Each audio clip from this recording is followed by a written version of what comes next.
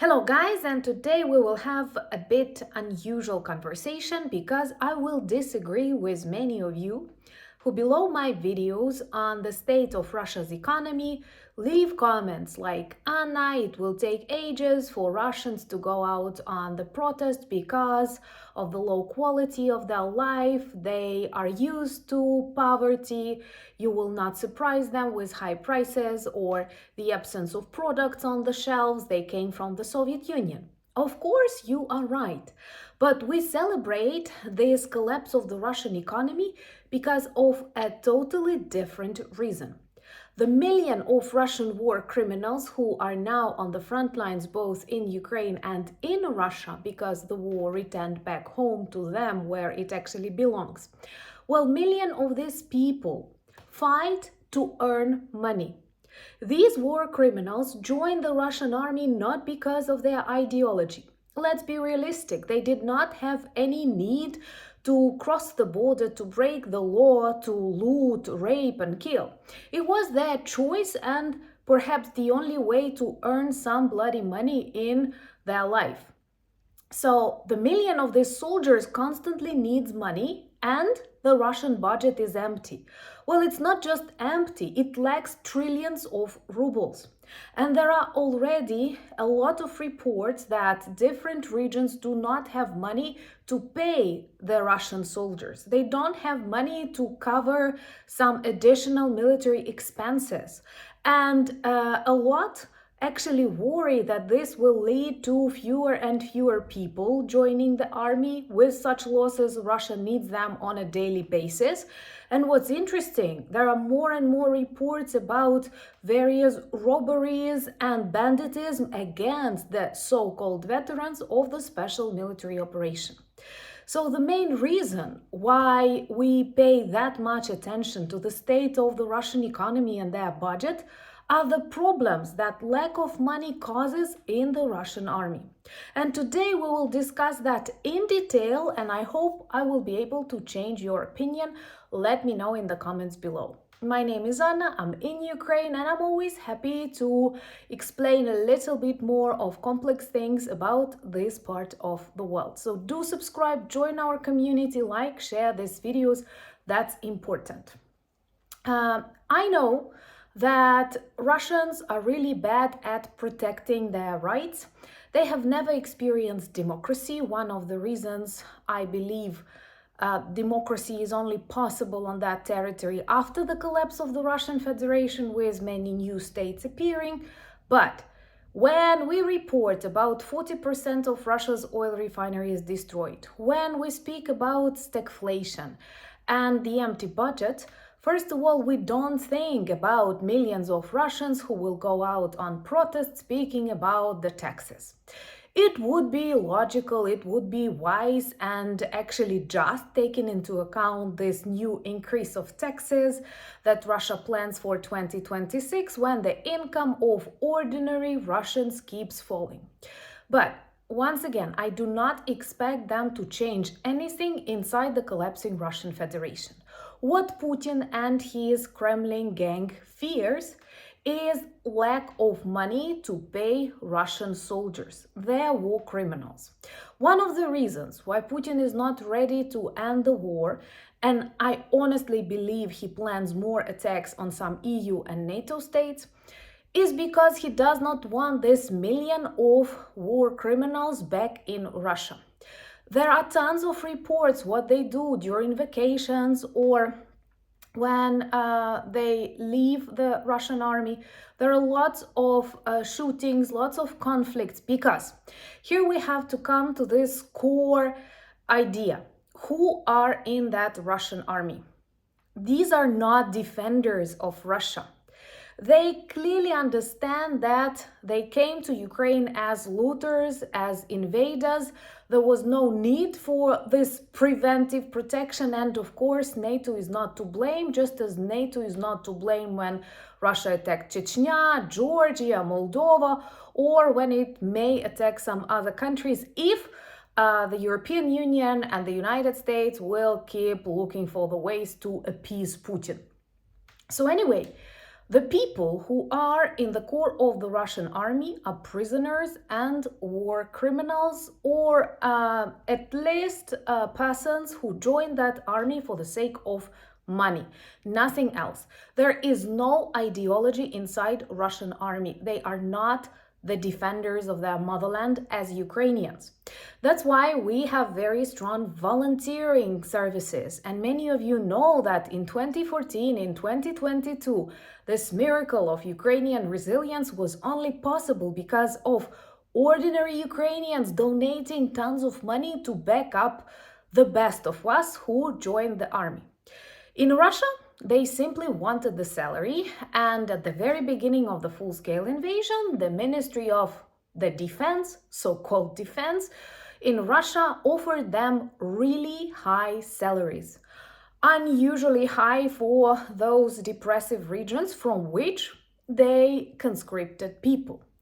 Another serious problem hidden inside this war is that Putin doesn't want this open, real mobilization, conscription, because this will definitely encounter serious protest. Just imagine what may happen in Moscow or St. Petersburg when their IT specialists or barmen will be offered to join the army. We already know about millions of Russians who escaped abroad. They are not active there, neither politically nor socially. They are not trying to change anything. I don't know about any serious movements. So let alone. Anyway, Putin is afraid of this real conscription. So he keeps hiring people, often from this so-called ethnically diverse regions. Another war crime of the Kremlin regime. This way they want to solve the so-called problems that they have with independence movement. And anyway, they take people from the villages, from the areas where they never have job, where they never have money. And for them, visiting, again, Ukrainian flats in Bucha or Irpin was perhaps the greatest revelation of their life. Ukrainian middle class seemed like the richest people in the world for them, because how else can you explain tons of stolen sneakers or toys that these war criminals sent back to their homes? I don't know what has to be in the head of that Russian mother who is happy to receive a toy maybe with the Ukrainian child's blood on it. Just think about that. So that's an average soldier in that army with this kind of mindset. And at the beginning, the salaries were really high, and many were encouraged to join the army. Their families supported this idea. They never care about the well-being, they care about the money they can get. But with this serious inflation and stagnation, and also inability to loot more in Ukraine, because you see during this 1,000 days, we may say that the front line is not moving. We're talking about a couple of villages totally demolished by cabs, but that's nothing. That's not what they did to the temporarily occupied and then liberated regions like Kyiv, like Chernihiv, like Kherson. So they lose their profit because of stagnation, inflation, which leads to stagflation inside Russia when the ruble loses its value. The prices are rising. Lots of businesses like construction or auto sales are dropping. So literally you cannot buy a flat, you cannot buy a car. Taxes are rising if you want to start a business after you retire from that war. So literally they lose their profit and they lost the ability to loot because we are better in control of the front line. So with no ideology behind that, with no purpose behind that, and with no benefits, more and more of them begin to ask questions. Plus, the state in which Russian soldiers stay inside the Russian army is telling a lot about the Kremlin and the quality of life in general and how they treat human life. Because they treat their own soldiers worse than they are later treated in the Ukrainian prisons, for example. They do not care about the evacuation. At the very beginning of the full-scale war, Kadyrov, that is a Chechen puppet leader, Kadyrov soldiers were invited to the front lines to, finish those soldiers who were wounded or who are afraid to do something. That's unbelievable. We're talking about that in the 21st century. So also there is a fact that there is some rivalry between Russian soldiers and, let's say, North Korean soldiers.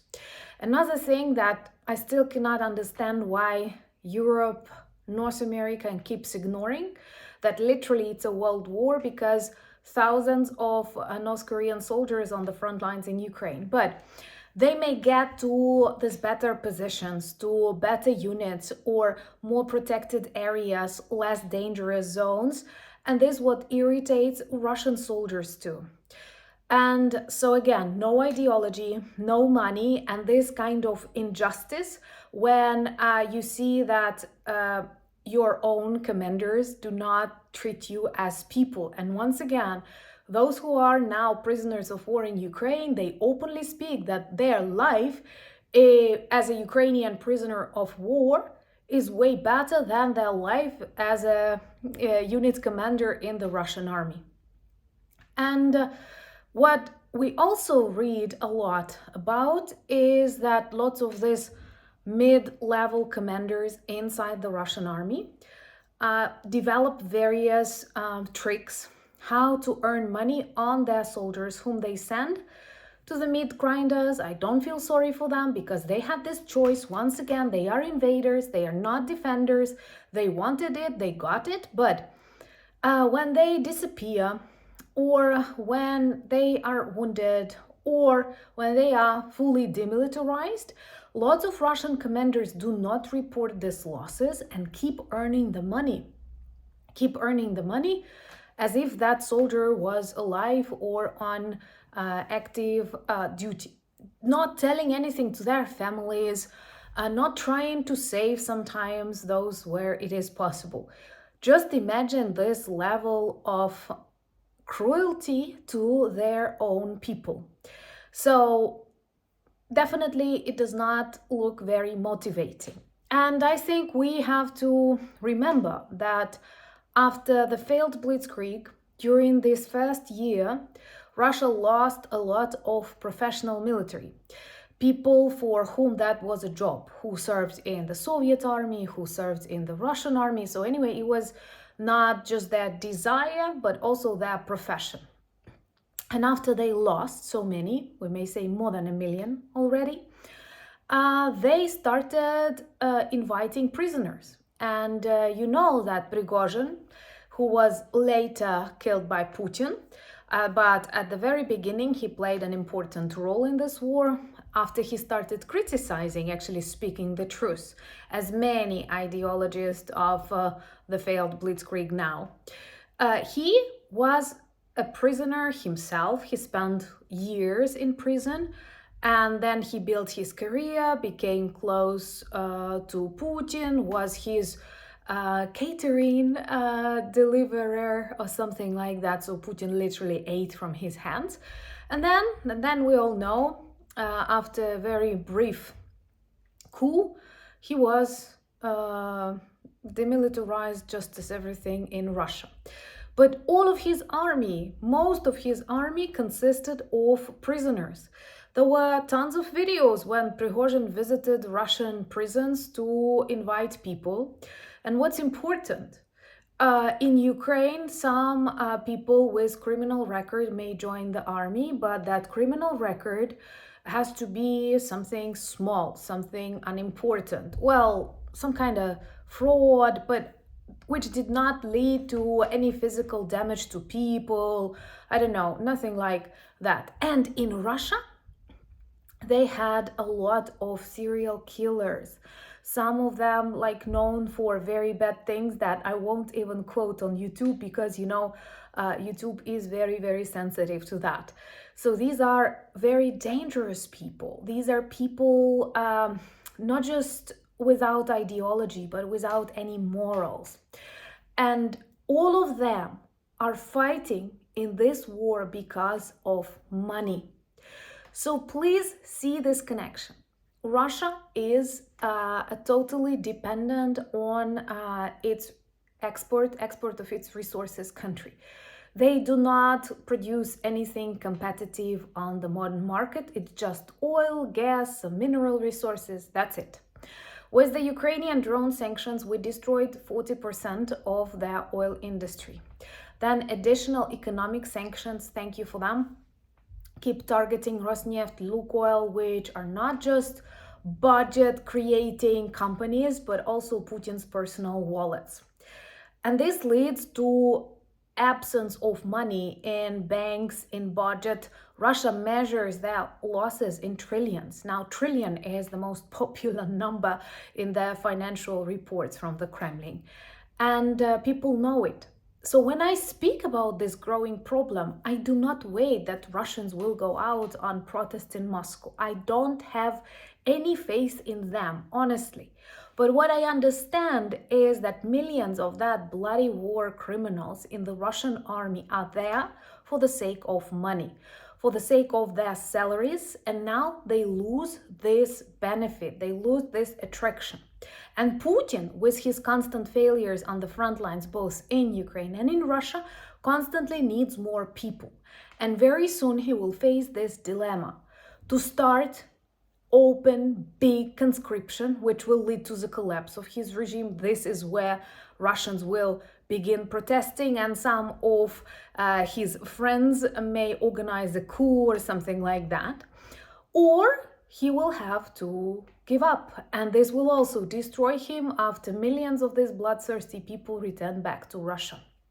So our task is to first demilitarize this country, targeting their military arsenals, drone production sites, missile production sites. I was so angry to hear that some of the White House officials advise Ukraine to surrender just because Russia builds more missiles. Can you imagine such an advice? This only invites Russia to produce more missiles and threaten more countries. The solution is just the country. Give Ukraine long-range missiles and let us clean Russian territory from these missile production sites. Let me know, what do you think about the idea? And also, do you agree with me that problems in the Russian economy are first of all important for this paralysis of the Russian army? Also, subscribe to this channel, join the community, share these videos, it helps a lot. And of course, my main older channel, Anna from Ukraine. As it is still a holiday season, Black Friday was yesterday, so do check our merch shop. We have minus 15% on everything, and these products magically turn you into the ambassadors of Ukraine, reminding the world about our fight, and we need that. Links to my other social media profiles are also in the description.